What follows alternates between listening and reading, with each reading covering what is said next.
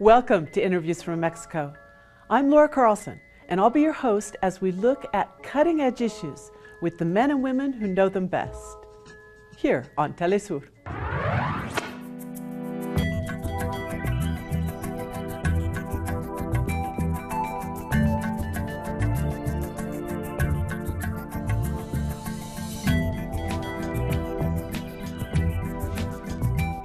The measure slashes the budget for most of the nation's shelters for women and children victims of extreme violence. Extreme violence against women tragically affects thousands of women throughout the country in all walks of life. 66% of Mexican women have suffered some form of violence. Mexico's general law for women's access to a life free of violence defines it as that which puts at risk life, mental and bodily integrity, and the fundamental liberties of women and children. For thousands of women living in this situation, a way out can provide a new life and even save lives in a nation where femicides are all too frequent. The shelters that attend to these emergency cases are the hard-won result of years of pressure from feminist organizations and victims. A shelter is much more than a place to stay when a woman is forced to flee her home. The shelters provide confidentiality to keep the family safe and a complete package of services fine-tuned and expanded over years of direct experience with victims. They support women and children from the moment of crisis to reinsertion in new homes and new jobs. Now it's unclear what the future is for this vital service or what kind of an impact the new measure will have. Although the government announced that the decision was necessary to eliminate corruption, many shelters that attend to this population in need of a safe place receive up to 80% of their budget from the federal government. They have very little time or means to fill that gap, and although the government has proposed taking over the provision of these services, experts say the plan is fraught with problems in both conception and implementation, and risks losing the vast experience and trust that the shelters have built up over the years. Mexico's President Andrés Manuel López Obrador recently announced that government funds will be cut to civil society organizations. The announcement caused a huge outcry and, frankly, a lot of confusion, especially among grassroots first responders and service providers. One of the sectors that will be heavily hit are services and shelters for women and children victims of extreme violence. Today we're very fortunate to have here in the studio Wendy Figueroa. She's the president of the National Network of Shelters. Wendy, thank you so much for being here with us. Thank you. Good morning. Wendy, as I mentioned, this announcement has caused a lot of furor among organizations and a lot of confusion. But before we talk specifically about the announcement itself, could you please give us an overview of the services that you provide? I know the network is a network of some 132 shelters, 70% of those that exist here in Mexico. What is it that you do on a day-to-day basis? Well, in the National Network of Shelters, we have developed over the past 15 years a specialized, integral model that has 5 action levels. The first level is a telephone help hotline, which is the first contact we have with some women who are victims of violence and, well, are very afraid and reluctant to contact an institution. Here we offer orientation and psychological support. Many times we have helped women as they make plans to flee their homes, supporting them and making sure they're safe and not alone. After the telephone contact is made, the next level is the shelter's external attention centers. This is the public phase of the network to make sure that the protection shelters are invulnerable to finding out the address. Women are referred to the external attention centers or find out about it through our telephone lines, which cover the whole country, and we've even helped women internationally. And we accompany the women in the first contact. We evaluate the women's risks and needs. Unfortunately, there are women who need to flee their homes, so they need emergency housing, which is a place they can stay for about 3 days. And what's the objective? A lot of them run away from their houses, but they're not convinced about the idea of being in a shelter. because of all this fear, all of the ideas, all of the disinformation. Or there are some women who have solid support networks, but in a different state or different country. Emergency housing, which is the third level of action, basically offers women crisis support, orientation, and legal information so they can give informed consent and make a voluntary decision about what to do. If a woman has a support network, the national network will contact her relatives or friends and will accompany her to her hometown. If she decides to enter a shelter, will refer her to the fourth level of action, which is a free confidential protection space that offers integral multidisciplinary services, including psychological, medical, social, legal, and psychopedagogical services. We help people get their rights back. We prevent femicides, and we also work on creating violence-free lives. Once women have been in shelters for between 3 and 6 months, depending on their case and specific needs, they can enter the fifth action level, which are the transition houses. These are spaces where the women can put into action all that they learned in the shelter, and it's a bridge to independence. The whole model, you can see, begins and ends in the external attention center, but once a woman makes it to the transition house or to her support networks, if they are solid, she continues getting integral attention and follow-up support at the external attention centers for around a year. This model... So it's very complete. Yes, it's a very complicated model, and it allows us to identify all the nuances in all of the situations that women who are victims of violence live through, and the emotional and physical challenges they face. That's why we think it's very important that these services not be centralized under a justice center model that doesn't substitute any of these 5 action levels that we have in the national network, whose effectiveness has been proven in every part of the country. Which also includes a component of prevention. How big a problem is extreme violence against women and children in Mexico? It's a big problem. In Mexico, there are 9 femicides per day. The statistics say that as we speak, a woman is being killed somewhere in the country. 3 out of 5 women experience some type of gender violence, misogynist violence. And furthermore, the issue is related to impunity, the lack of a gender and human rights perspective on the part of the authorities in this country. If we're talking about the fourth transformation should recognize that violence against women is a structural problem, that it has a lot of layers that can be changed overnight. It's a system that has been approved. It comes out of a civil society movement that also gives credibility to the women who seek help from us against the government space where we know there is influence peddling. We know that a lot of the women who flee their homes and come to us, who they are partners of politicians, public servants, people involved in organized crime. So I think that yes, for this model, they are implementing that they want to implement. They should identify the immediate consequences and the mistrust women might have about going to these spaces. Well, let's talk about that model that they want to implement from the government. The reason that was given for cutting off these funds that go directly to civil society organizations like yours was corruption. That there were a number of, say, shelters or daycare centers that were collecting government funds and not providing the services that they claimed to provide, and for that reason it was going to be centralized. But as you've mentioned, we certainly know that there's a lot of corruption within government, and in many ways we can anticipate there'd be a lot less sensitivity to the specific plight of women and children in situations of extreme violence. What are the risks of this transition, and what have you told the government about this plan? First of all, as you say, there is corruption everywhere, including the government itself. So if we're talking about closing spaces, we would need to close every government office. And I think the generalizations are very irresponsible. We agree completely with the goals of transparency, accountability, but I think it is very dangerous to make generalization that all civil society organizations are corrupt. In the case of the shelters, we have been audited for several years. We have been making reports and opening our books for several years. So we think that needs to be considered.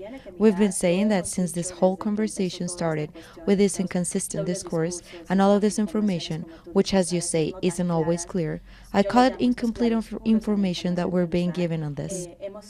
We've been very clear that you can generalize, and that, at least, in the national network of shelters, we are willing to keep being audited. Este modelo que están implementando es un modelo que se llama Puerta Violeta. The model they are implementing is a model called Violet Door, which is already operating in Nuevo León. But in reality, it's a justice center. That means it's a government project among different agencies. It was promoted by civil society as a comprehensive place that would offer mental health orientation, access to justice, legal help, a public prosecutor's office, a way of putting all the services that women need in one place.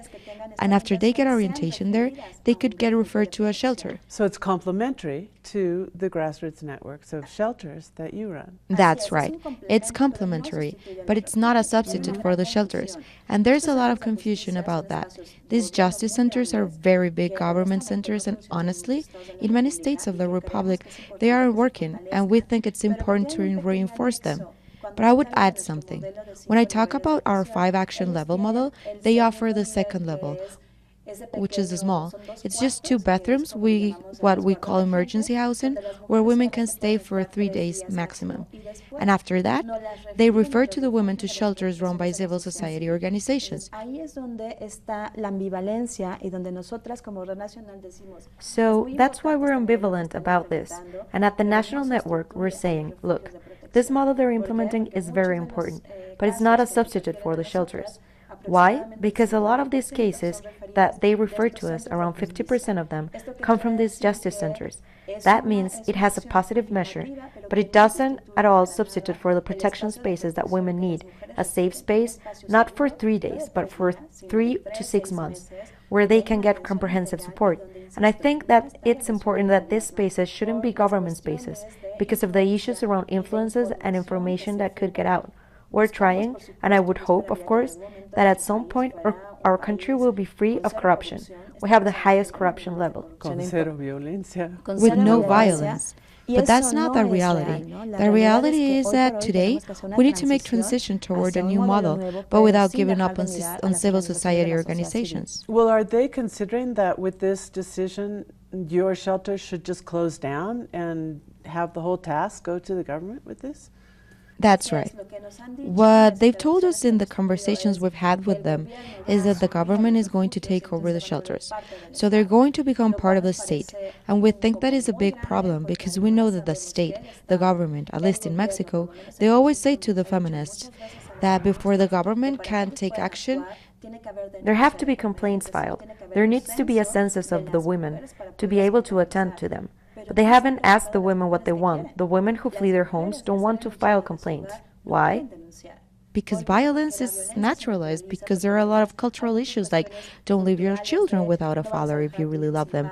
It's really bad of you that you're going to send him to jail. But furthermore, it's that when they do file reports, the minority who do, they don't even believe them. They get re-victimized. They tell the women to get back together with their partners. And so it's very bad that if the abuser finds out and gets angry. Así es, tenemos que identificar que el que haya un registro de víctimas. That's right. We need to understand that formally registering victims of gender violence puts the victims at greater risk, greater vulnerability. But also, the women don't want to file complaints at that point. What they want is comprehensive service, a safe space where they can spend the night. I remember all the women who have come to us, and what they say is, I want a place I can sleep peacefully, where no one won't come to hurt me or hurt my children. So they don't want to file a report. When the government tries to play this role, we're depriving women of the right to decide if they want to start a legal proceeding, to decide if they want their information and their children's information to be in a census. I think it's really serious. And very, as we mentioned, very, very dangerous potentially for them as well. So there was no consultation before this announcement was made. Was this a complete surprise for your organizations? Así es, no hubo ningún anuncio, lo único que hicieron. That's right. They didn't tell us. What happened was, on March 7th, they presented the new emergency plan, which isn't even a plan. It has no goals, objectives, indicators. But they presented it, and they talked about this model. The day before, unfortunately, people from the Secretary of the Interior visited some of our spaces. Not all of them, some. They went to some external centers, our second level, to ask for information. The people who came didn't say why they were there. They didn't even have valid IDs, but they were from the Secretary of the Interior, and they asked us for information about what we do. This was an act of institutional violence for us. It's not something you do overnight. If they wanted to ask for information from these protection spaces, they can go to the House Secretariat, which still finances these projects and has all the information. So if this is how they're starting, acting violently, not taking human rights into account, not realizing that when they go to these centers, there are women who are victims of violence getting help there, it's very serious. So what is going to happen when the government takes over the safe spaces? There are a lot of warning signs. And again, it's not that the national network doesn't want to work with the government. Of course we do.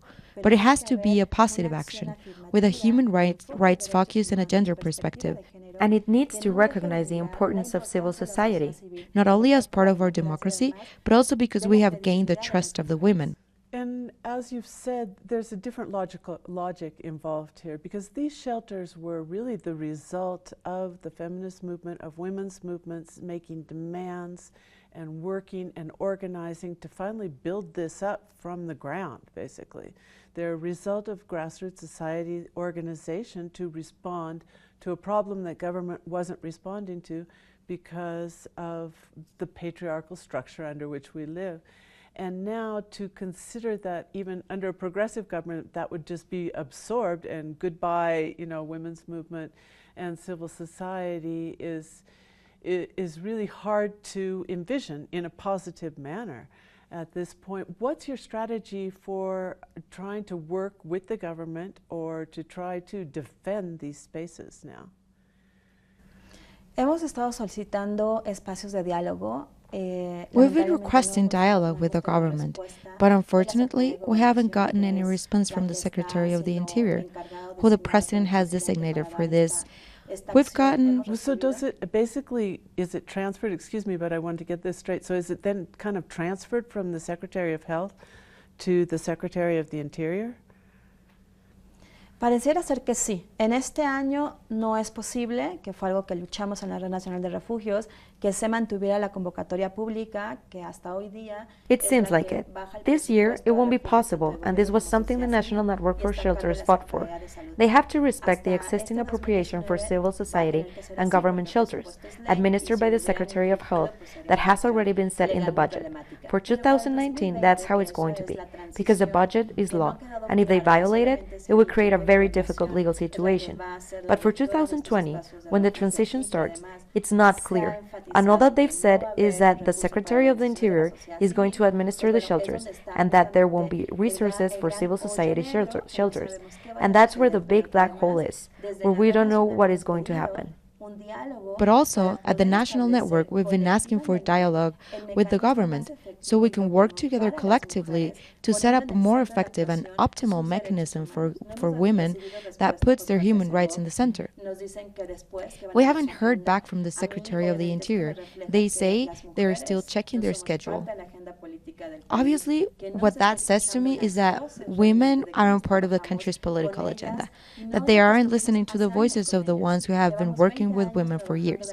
We've been working with women for 20 years, inside the safe places. And to me, not to want to even listen to the people who really have the experience, who are women's voices, we've even invited them. We've invited the President, the Secretary of the Interior, to the shelters, to listen to women, to base their policies off of that. And they have responded with silence. And they announced this new model, while we still say that you can't implement that kind of model that seeks to replace the shelters. And there needs to be dialogue between the government and civil society. Well, yeah, you would think that that would be a fundamental part of a government that has emphasized public participation in policy making and also emphasized women's rights, at least in the area of parity. And then you have these examples where the right to live a life free of violence is absolutely fundamental to women's rights for everyone. You seem to have these policies that are are moving in the opposite direction or putting at risk, at least, the exercise of those rights. You then are covered for this year and would go to zero funds for 2019. I've heard that you've been considering legal demands in this sense. What would the legal strategy be there? We're going to use all of the tools and mechanisms we have. Things are uncertain going for 2020. The national network is doing everything it can on the national and international level. We're going to do use of every mechanism, emphasizing the invitation to a dialogue and the demand to be heard, but also pursuing strategies that will let us continue operating. As you said, these civil society shelters in Mexico and around the world grew out of the feminist movement. And what is very clear to us in the national network is that we are going to continue to go forward. We don't know how. We don't know how we're going to pay for it, but we started out with no money. And what inspires us as a civil society organization isn't the hope of a political appointment or a subsidy. It's the commitment we have to women's human rights, and that makes that big difference. So we're all committed. We are still helping women. Of course, we'll have to adjust, but we're making alliances with artists, with businesses. We're not going to stand by, and we're not going to close our projects. We're going to try to make the government assume its responsibility and understand the seriousness of its decision to push civil society to the side. But civil society shelters will continue to exist, and we will continue helping all the women who need it. Wendy, thank you so much for joining us here, and we'll be following this issue very carefully. As you say, it's fundamental to women's rights, and it's good news to hear that one way or the other, the shelters will continue in this important work that you're doing. Thanks again for being with us. Thank you. And thank you. We'll be back next week on Interviews from Mexico.